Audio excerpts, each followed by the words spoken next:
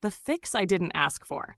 When I moved into the apartment above the corner bakery, I thought I'd found the perfect compromise between charm and price. The building was old but had character: creaky wooden floors, a radiator that hissed like a contented cat, and a balcony where I could sun a potted herb or two. The rent was reasonable, the landlord was easy to reach, at least on paper, and the neighborhood hummed with late-night laughter and early morning coffee runs. That was the dream version, what I told myself for the first 3 months. In reality, the building smelled faintly of yeast and damp. The radiator clanked at 2 in the morning, and the pipes had the occasional personality crisis. Little things, I told myself. Fixable things. But every little thing had the same answer from the landlord. I don't have the budget right now. Hold tight. I'll get to it. Hold tight stretched into months, then years. Fixes were patched with duct tape, tangled wiring hidden behind the closet door, and the occasional Band-Aid job performed by whoever he could find that charged half the going rate. I started keeping a mental list of every time hold tight came up, like tally marks. A landlord who counts pennies on repairs can make a tenant feel like they're slowly anchored into a sinking boat. That's a quiet kind of betrayal, not theatrical, but corrosive. At first, I tolerated it because I'd signed the lease and because leaving felt dramatic and expensive. Then it started to affect my life. There was the mold in the bathroom that grew overnight like some green conspiracy. It ate at the grout, cracked the tile, and jumped to the ceiling when the shower's exhaust fan died for the third time. The radiator leaked into the corner of the bedroom every winter. The single wire that fed the overhead light in the kitchen frequently arced, making a little popping noise that made the hair on my arms stand up. And every time I mentioned any of it, the landlord, Simon, said the same thing. I'm watching the books. I paid my rent on time, every month, and I paid it with a growing resentment that gnawed at me while I washed dishes by faint light and peeled paint. You learn to normalize discomfort when you must, but resentment wants an address. Mine had one. It began the way most revolutions do: small and conversational. I mentioned the leaking radiator to my neighbor, Eva, who lived across the hall. She had lived in the building for 15 years and had a prescription strength tolerance for cheap landlords. But even Eva had a breaking point. You have to stop covering for him, she said when I mentioned Simon's latest excuse. You remind me of my ex, always fixing things that aren't yours. She was right. I was fixing things that weren't mine because I had to live here. Because I'll get to it was a promise without a timeline. So I started making a list. Not just of broken things, but of the ways Simon saved $1 at the expense of the building's safety and dignity. It was a bitter inventory. The bathroom fan that had been on order for 8 months. The flimsy tubing used to patch the radiator leak last winter. The single cheap smoke detector that was wired into a junction box with loose connections. The cracked handrail on the back staircase that had been taped up and left to splinter. I wrote it all down in a small notebook I carried in my pocket like contraband. The things you keep are the things you can use. For a long time, I did what I could.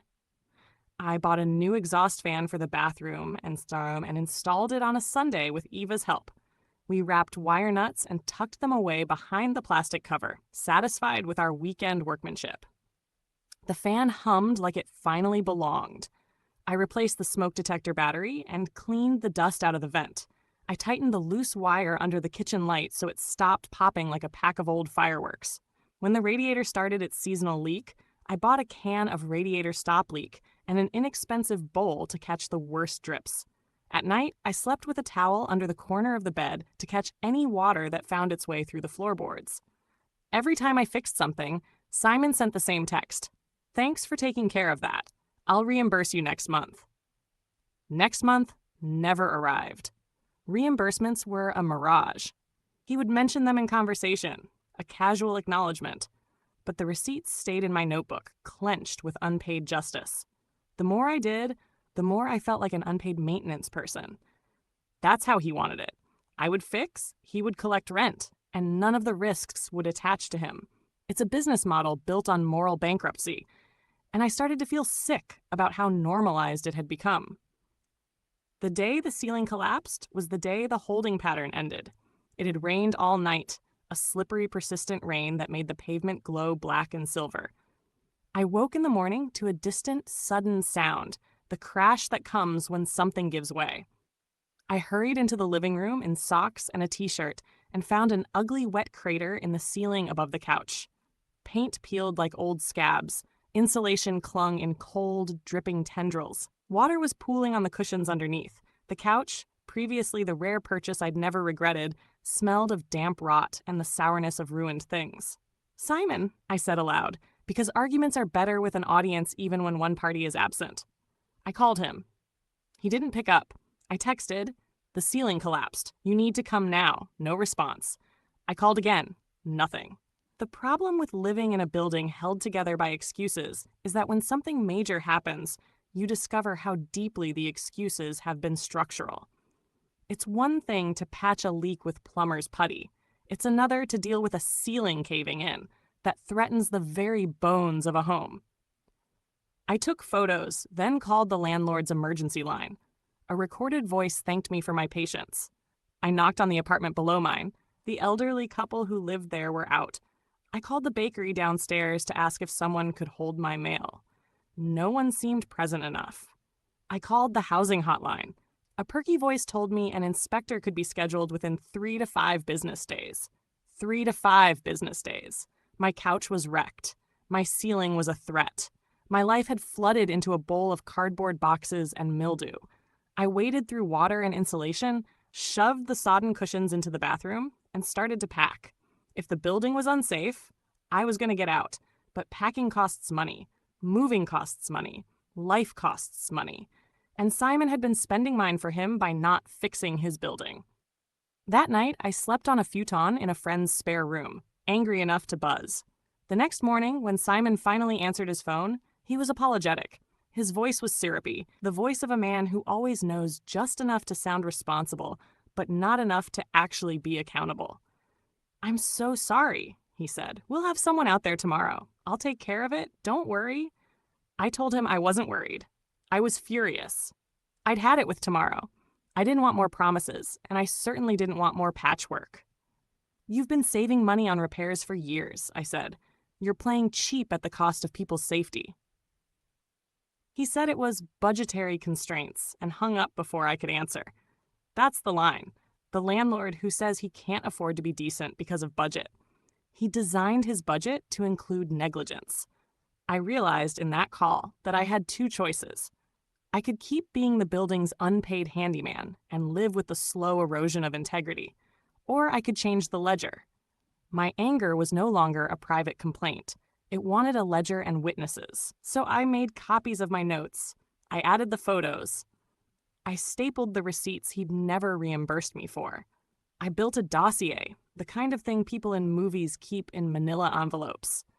And then I mailed one to the housing authority, one to the city inspector, and one to the tenants association. When the inspector arrived 2 days later, he walked through the building with a notebook, his pen scratching like a death knell for Simon's excuses. Eva trailed behind, adding her own observations. Other tenants came out of their doors, emboldened by the presence of authority. The building was suddenly full of voices, no longer isolated complaints, but a chorus of grievances. The citations came fast. Unsafe wiring, water damage, structural neglect, mold hazards. Simon was ordered to make repairs, real ones, not duct tape solutions, or face fines that made his budgetary constraints laughable. When he tried to argue, the inspector simply pointed at the collapsed ceiling. "This isn't optional," he said. Simon glared at me when he realized I'd started the paper trail. But what could he do? Evict me? Not legally. Not with the city watching. For once, he was the one stuck in a holding pattern. I moved out a few months later into a place that didn't smell like mold and broken promises. The couch was unsalvageable, but leaving it behind felt symbolic. Simon still owns the building. Last I heard, he's paying contractors triple to undo the years of corner cutting he thought would save him money. The ledger balanced in the end. Not because he wanted it to, but because the weight of neglect eventually demands payment. And I kept my notebook, the one full of tally marks and receipts, as a reminder. Sometimes the only way to get justice is to stop holding tight and start pulling threads.